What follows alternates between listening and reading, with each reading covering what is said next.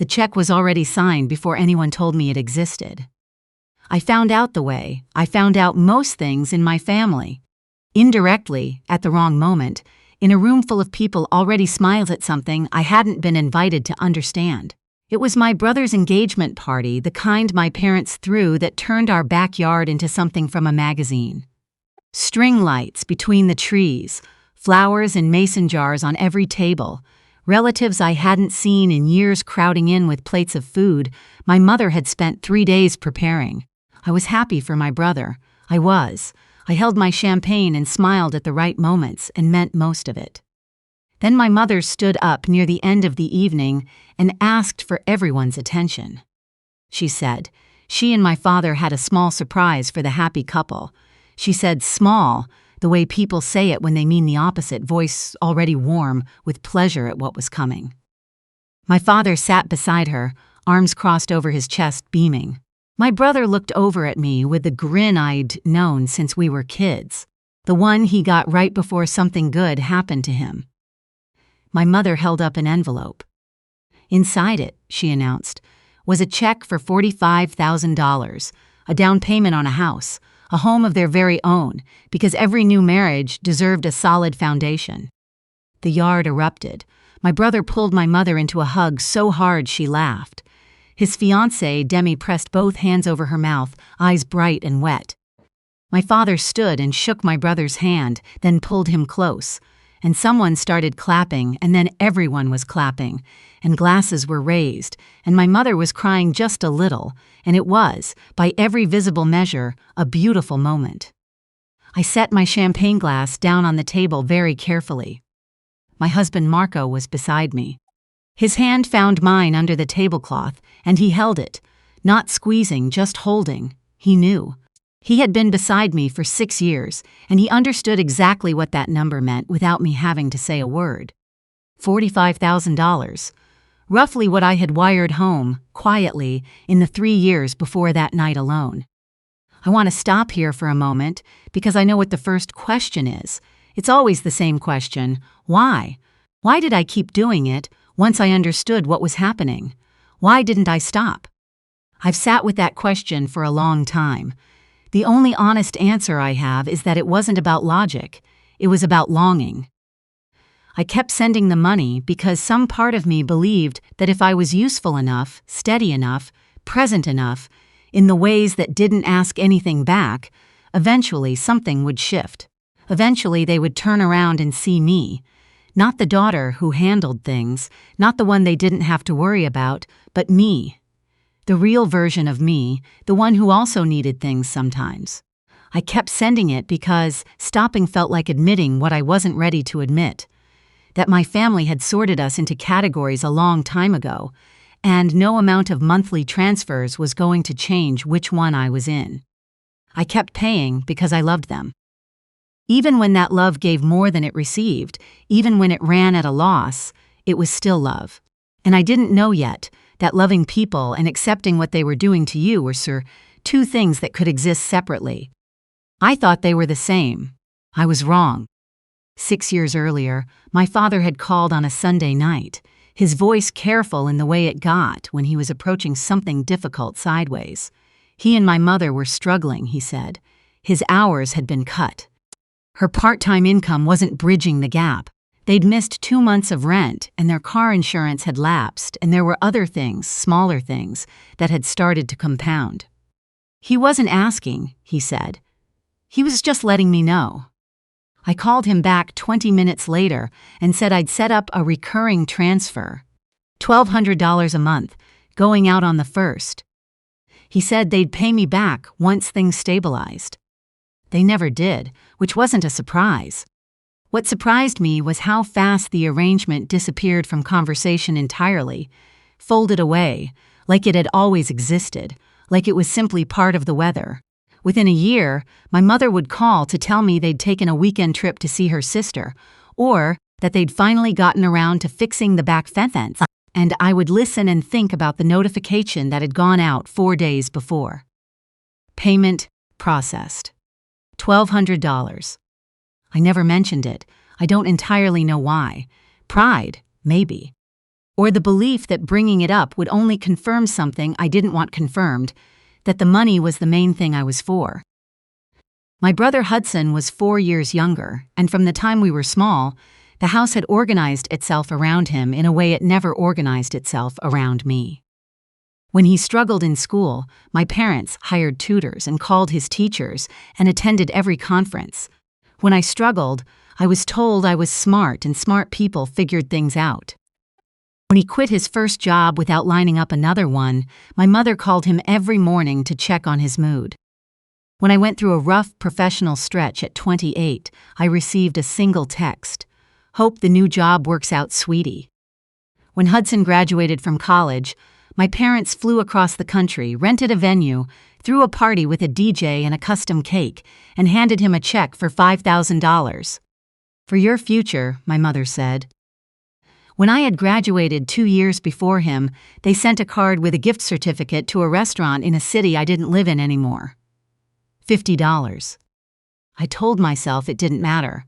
I had Marco by then and his family, and a life that felt full in the ways that counted. I had built something solid and mine, but I kept sending the money home, because they needed it, and because I had it, and because being the one who handled things was the only way I knew how to say, "I love you," to people who had never quite learned to say it back in the same currency. The engagement party was in April. By July, I had almost stopped thinking about the envelope. Then my mother called and asked whether Marco and I were free the following Saturday. "Just family," she said. She and my father wanted to catch up. We drove to their apartment, the one I'd helped them move into 2 years earlier, security deposit included. And my mother had made roast chicken, and there was wine on the table, and for the first 40 minutes it felt like a normal evening. My father asked Marco about work. My mother walked me through a plant she'd repotted. We moved through the small things, the easy things, the things families talk about when they're avoiding something. Then my father set down his fork. My mother folded her hands in her lap, and the shift in the room was immediate and specific, the way the air changes before a weather system moved through. "Your father and I have been thinking about our next chapter," she started. She told me that they'd been spending a lot of time driving out to see Hudson and Demi as the two of them settled into their new house, and the drives were getting long, and my father's knees made the 2 hours harder than they used to be. She said this in the gentle, careful way of someone pre-explaining a conclusion they've already reached. "We were thinking," she said, "that we could take your second bedroom, just temporarily, until we figure out the next step." She looked at me across the table with a smile that was already asking forgiveness for something she hadn't technically asked yet. "You have the space." She said it the way you say a thing that has already been decided, not a question, not even a real request, an announcement about my home made without my input. Marco was very still beside me. That was something I had come to love about him over the years, the way he never filled silence with words it didn't need. He was waiting for me the way he always waited for me. Close, present, not leading. I looked at my mother, then at my father, then at my mother again. "No," I said. She blinked. "What?" "You're not moving in." My father's expression moved through something, surprise, then a kind of hardening. "We're not asking for much, just a room while we look for options." "You have an apartment," I said, "one that I helped you move into." "Things change." My mother's voice had gone careful now, recalibrating. "We're older. Having family close would make things easier." "Hudson's 40 minutes away," I said. "That's close." Silence. My mother looked at my father. Something passed between them that I had witnessed my whole life. The quiet recalibration, the shift to a different approach. "We didn't think you'd be like this," she said finally.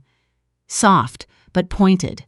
Disappointed in the practiced way that was meant to make me feel that I was the problem here, that my selfishness was the only obstacle in an otherwise reasonable situation. I stood up. I pushed my chair in slowly, giving my hands something deliberate to do. "Thank you for dinner," I said. We left. The drive home was the kind of quiet that settles into your chest and anchors there. Marco drove. I watched the streetlights go past, blurred and soft and continuous, and I let myself feel the full weight of what had happened without trying to compress it into something easier to carry. "You okay?" Marco asked somewhere on the highway. "I think so," I said. "I think I will be."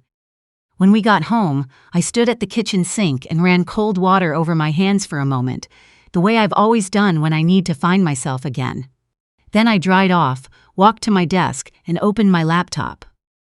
The first thing I did was pull up the bank's recurring transfer screen, 6 years, arranged in rows. I canceled the transfer. I want to be specific about what that felt like, because it wasn't what I expected. It wasn't triumphant. It wasn't even angry. It was quiet. The same quiet that comes when you've been carrying something heavy for so long you've stopped noticing the weight, and then you finally set it down, and there's this moment before you feel the relief where you just stand there blinking. The transfer went out on the 1st. I canceled it on the 18th. It wouldn't matter until next month, but I needed the act of it. I needed to do the thing. After that, I opened a document and listed every payment, not to send it to anyone, not to use as evidence in some future argument I was already dreading, just to witness it. To stop letting it live in my body as this formless, unacknowledged thing and instead see it plainly, $1,200 a month, 72 months, plus the security deposit, plus the moving van 2 years ago, plus the plane ticket I'd bought so I could drive my mother home from a procedure her insurance hadn't fully covered. The number didn't make me angry the way I thought it might. It just made the thing real, which was what I needed. I closed the document without saving it and went and sat beside Marco on the couch. "I canceled the transfer," I told him. "Okay," he said. "And I'm not going to explain why to them." "Okay." He put his arm around me and we sat in the dark for a while, the city glowing through the windows, and something in my chest began, slowly and with enormous deliberateness, to open.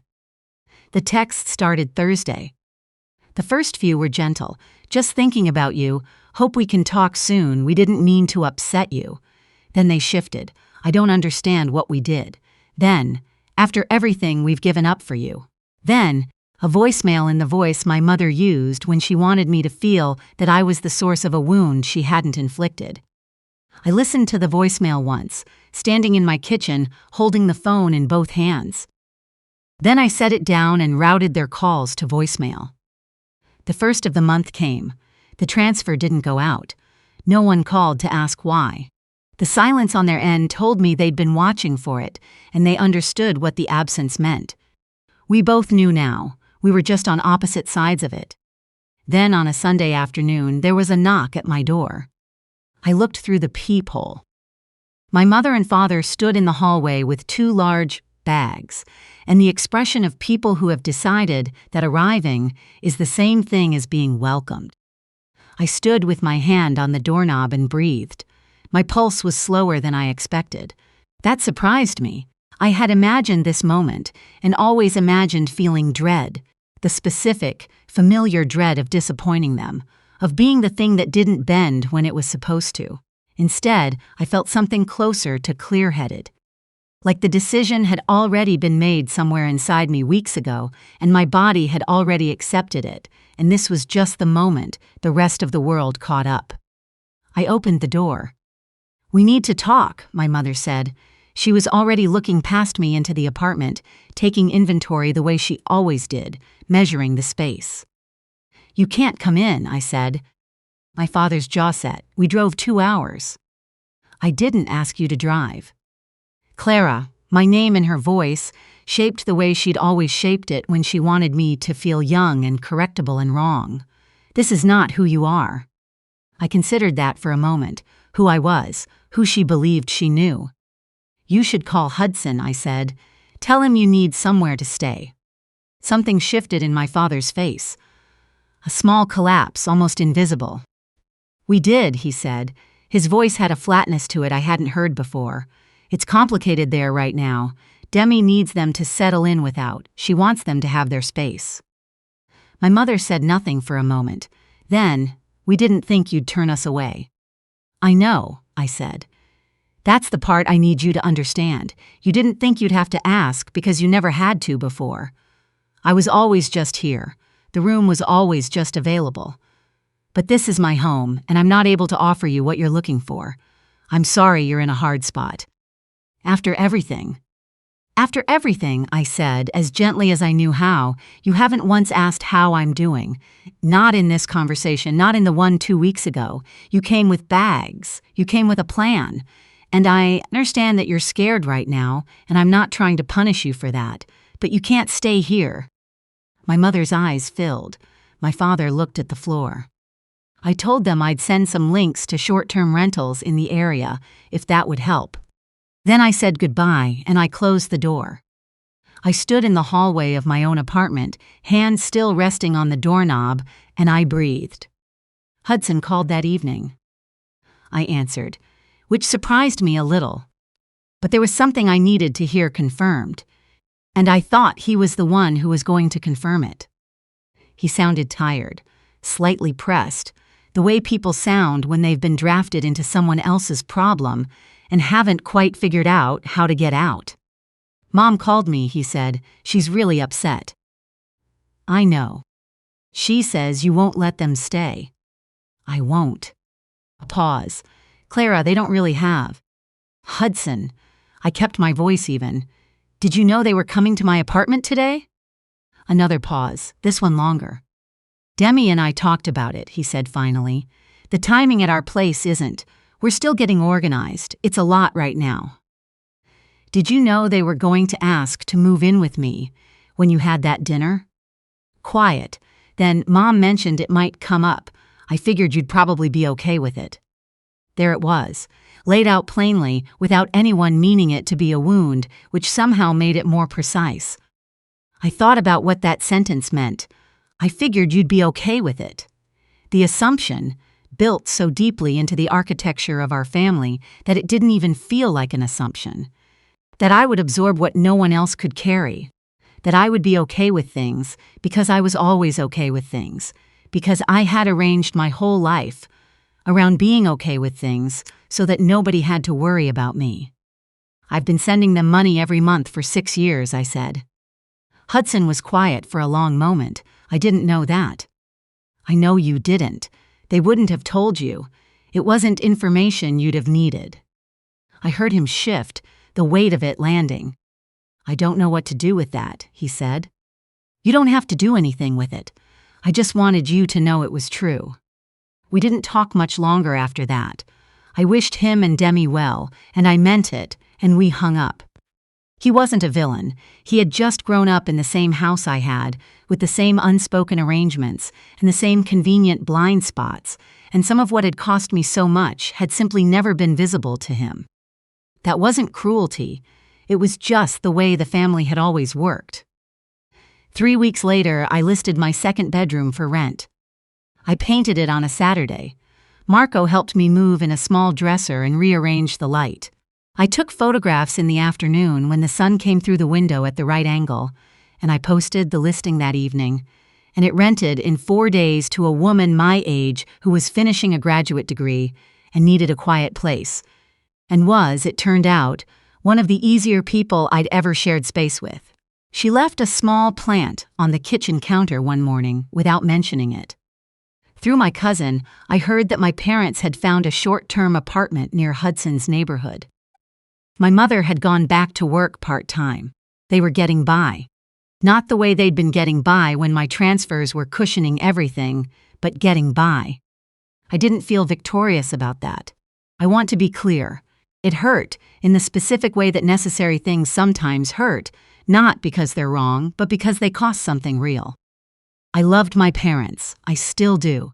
I just couldn't keep loving them in a way that ran entirely through me, without leaving anything over for myself. Some evenings now, Marco and I sit by the window and let the city go quiet around us, and I feel the particular quality of stillness that comes when you've stopped bracing for something. Not emptiness, not distance, just room. I still remember setting up that first transfer 6 years ago. My father's voice on the phone, careful and sideways, and asking without asking. I opened the laptop and I set it up, and I felt in that moment like I was doing something real, like I was contributing something that mattered.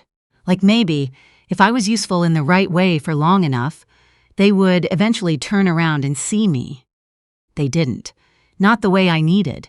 And one evening I sat back down at that same desk and I clicked cancel, and the world continued turning, and I went to bed and woke up the next morning, and my hands felt, for the first time in years, like they were finally my own. That's the part nobody tells you about carrying something too long. You don't notice how much of yourself you've reorganized around the weight of it, how many small choices and rerouted plans and swallowed words have accumulated around the thing you're holding. You don't notice until you put it down and feel the shape of what was underneath. I had spent 6 years making myself small and steady and convenient, hoping that was a language they spoke. It wasn't, and the day I stopped speaking it was the day I started having enough room, finally, to breathe. If you've ever been the invisible one, the one who paid and planned and held it all together while someone else got the celebration, this story belongs to you too. You're allowed to set it down.